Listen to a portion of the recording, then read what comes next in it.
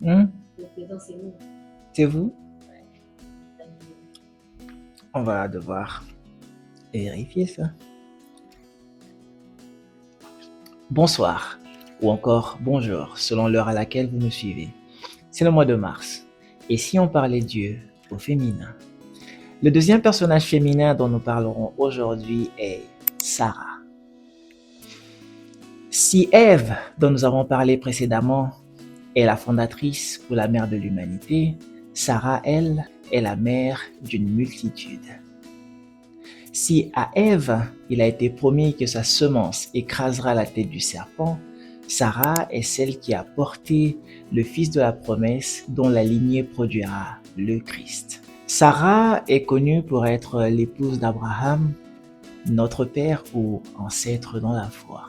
Avant qu'elle ne s'appelât Sarah, son nom fut Saraï, ma princesse en hébreu.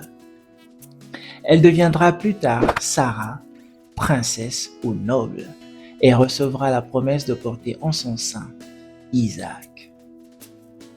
Elle joue un rôle important dans l'histoire du salut, même si au début, elle doute du plan de Dieu à son sujet.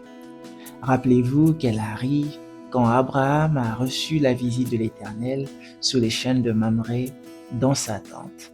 Le livre de la Genèse nous en dit plus. Rebobinons. Tout commence dans Genèse 11 au verset 29, quand Abraham ou Abram, qui deviendra Abraham, la prend pour femme alors qu'elle s'appelait Sarai. Au verset 30, on voit un détail sur elle.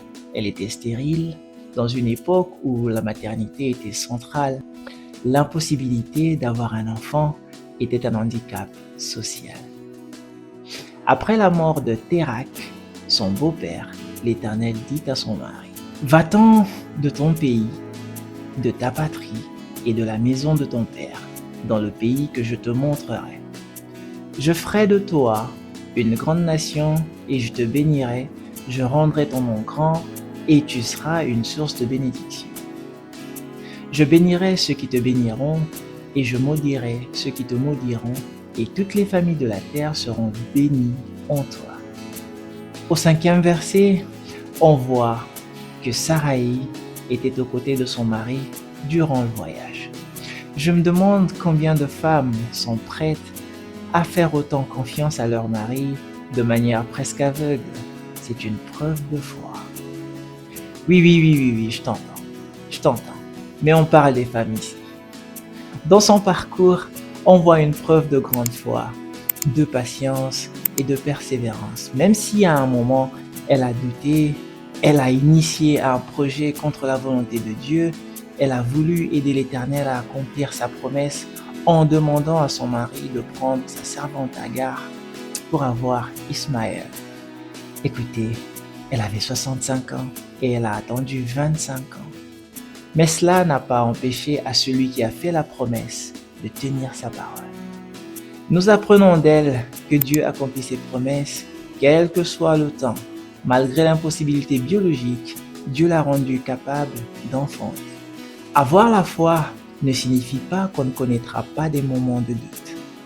Mais l'important est de se rappeler que si Dieu a dit, il le fera. Sachons attendre le temps de Dieu. Vous ne pouvez pas forcer l'accomplissement. Vous n'en avez pas les capacités, même avec toute la volonté du monde.